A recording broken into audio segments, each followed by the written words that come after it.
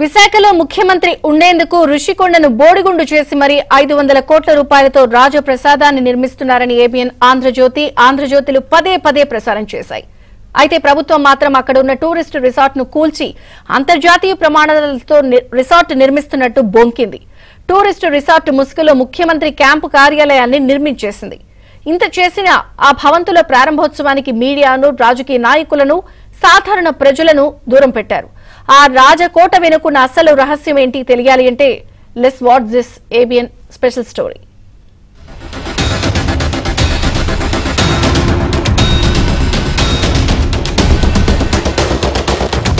తాను పేదల పక్షాన పోరాడుతుంటే ప్రతిపక్షాలు తనపై పోరాటం చేస్తున్నాయని సీఎం జగన్ ఊకదంపుడు ఉపన్యాసాలు ఇస్తుంటారు.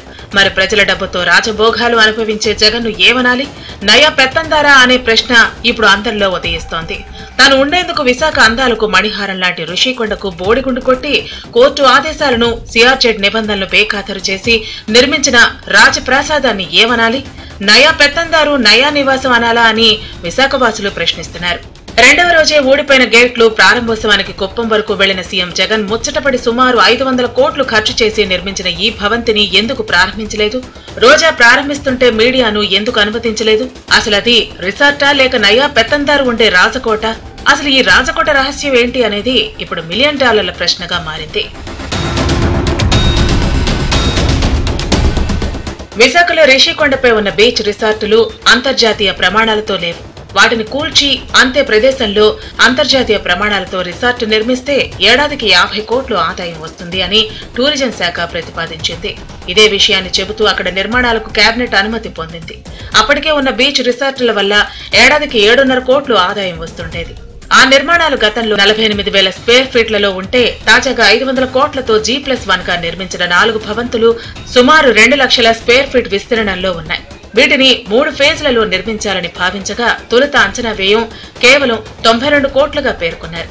ఈ మొత్తాన్ని కేవలం 2-3 ఏళ్లలోనే సుమారు 500 కోట్ల రూపాయలకు పెంచేశారు. అక్కడ కట్టేది టూరిస్టు రిసార్టు అయితే అందులో high class swimming pool, gym, restaurant and bar, amusement park, స్పాతో పాటు ఇతర ఎమ్యూనిటీస్ ఉండాలి. వీటితో పాటు ఇండోర్, అవుట్డోర్ గేమ్ ఫెసిలిటీస్ కూడా ఉండాలి. ఈ నిర్మాణం టూరిస్ట్ అవసరాలు నిర్మిస్తున్నామని ప్రకటించినందున ఇవన్నీ ఖచ్చితంగా కనిపించాల్సిందే.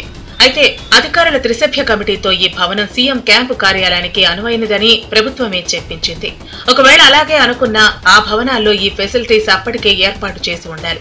అలా జరగలేదని కేవలం అదో నివాస యోగ్యమయ్యే అత్యంత లగ్జరీ భవనంగా తీర్చిదిద్దారని తెలుస్తోంది. ఒకవేళ మీడియాను ఓపెనింగ్ సమయంలో తీసుకెళ్లితే వారు రిసార్ట్ లో ఉండాల్సిన సౌకర్యాలపై ప్రశ్నించినా, కోర్టు ఆదేశాలపై అడిగినా ఇబ్బంది అవుతుందని భావించి వారిని దూరం పెట్టినట్టు తెలుస్తోంది. మీడియాను పిలవకుండానే మంత్రి రోజా ఈ భవంతులను అత్యంత రహస్యంగా ప్రారంభించేశారు. దీంతో ఈ భవంతుల్లో ఉన్న ఆ రాజకోట రహస్యం ఏంటి అనే ప్రశ్న సర్వత్రా వ్యక్తమవుతోంది. ముఖ్యంగా విశాఖవాసుల్లో ఈ అనుమానాలు గూడు కట్టుకుంటున్నాయి. వీటన్నిటికీ మంత్రి రోజా ఖచ్చితంగా నేడు కాకపోయినా రేపైనా సమాధానం సంజయ్షి ఇవ్వక తప్పదని విశాఖవాసులు అంటున్నారు. రుషికొండలో ఆల్రెడీ హరిత రిసార్ట్స్ అని చాలా పాతవి ఉండేవి. వాటి ప్లేస్ లో అత్యంత ఆధునీకరించి ఈరోజు వరల్డ్ క్లాస్ లెవెల్ అని చెప్పొచ్చు. ఈరోజు 7 బిల్డింగ్స్ ని నిర్మించడం జరిగింది. మంచి టైంలో దాన్ని గృహప్రవేశం కూడా చేయటం జరిగింది. సో ముఖ్యమంత్రి గారు ఎక్కడుంటే బాగుంటుంది, ఎక్కడి నుంచి పరిపాలిస్తే బాగుంటుంది అన్న క్రమంలో 3 మెన్ కమిటీ వైజాగ్ లో ఉన్న అన్ని ప్రదేశాలని కూడా సందర్శించారు. దాంట్లో ఇక్కడ ఉంటే బాగుంటుందని రిషికొండని ఫైనలైజ్ చేయడం జరిగింది. సో ఇప్పుడు జగన్మోహన్ రెడ్డి గారు డెసిషన్ తీసుకోవాలి, అక్కడి నుంచి పరిపాలించాలా లేదా వేరే ప్లేస్ నుంచి అని. జగన్మోహన్ రెడ్డి గారు అది డిసైడ్ చేస్తే ఇక్కడి నుంచి చేస్తే బాగుంటుంది అని రిషికొండ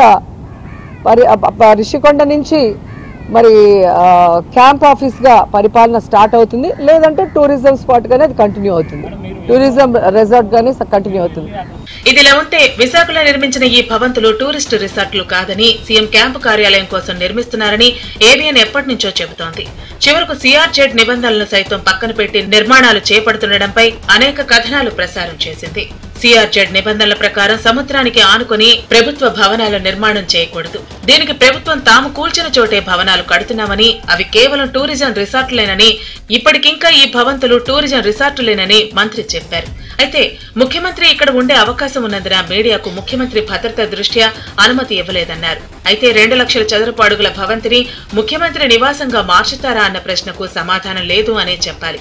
ఇదిలా ఉంటే వరల్డ్ క్లాస్ ఫెసిలిటీస్ తో రిసార్టు నిర్మాణం, ఈ రిసార్టు అందుబాటులోకి వస్తే ఏడాదికి 50 కోట్లు ఆదాయం వస్తుంది. ప్రారంభించిన సంవత్సరం తర్వాత నుండి ఈ ఆదాయం వస్తుందని టూరిజం శాఖ ప్రభుత్వ అనుమతి తీసుకుంది. ఇప్పుడు అక్కడ సీఎం ఉండే పరిస్థితి వస్తే టూరిజం శాఖకు ఆ ఆదాయం ఎలా సమకూరుతుందో మంత్రి రోజా చెప్పాలి. ఇక ఈ భవంతిలో వాడిన ఎమ్యూనిటీస్ పైన అనేక అంశాలు ప్రచారంలో ఉన్నాయి. ముఖ్యంగా విలువైన ప్రజాధనాన్ని ఈ భవంతుల నిర్మాణానికి దుర్వినియోగం చేశారనే ఆరోపణలు ఉన్నాయి. ఈ భవంతిలో శానిటరీ కమోడ్ కోసం 15 లక్షలు ఖర్చు చేశారని, బాత్ టబ్ కోసం 25 లక్షలని, ఫైనెస్ట్ మార్బుల్ ను వియత్నాం నుంచి తెప్పించారని సోషల్ మీడియా వేదికగా విస్తృత ప్రచారం జరిగింది. ఒక్కో షాండ్లియర్ కు 5 లక్షలు, వింటేజ్ ఫ్యాన్లు ఒక్కోటి 2 లక్షల రూపాయలు ఖర్చు పెట్టారని ప్రచారం జరిగింది. ఇంత ఖర్చు చేశారనే విషయం ఎక్కడ బయటపడుతుందో అనే అనుమానంతోనే మంత్రులు రహస్యంగా ఈ భవంతులను ఓపెన్ చేశారంటున్నారు. దీన్ని టూరిజం రిసార్ట్ గా కంటిన్యూ చేయాలా, లేదా ప్రభుత్వంలో ఉన్నటువంటి అధికారులు ఇచ్చినటువంటి సలహా మేరకు దానికి ముఖ్యమంత్రి గారికి సంబంధించినటువంటి దాని మీద ఏదైతే అభిప్రాయం చెప్పారో దాని ప్రకారం చేయాలా అనేటువంటిది, ఒకవేళ ముఖ్యమంత్రి గారు ఇక్కడి నుంచి పరిపాలన చేసినప్పుడు సెక్యూరిటీ రీజన్స్ అనేక రకాలైనటువంటి మెజర్స్ అనేటువంటివి ఉంటాయి.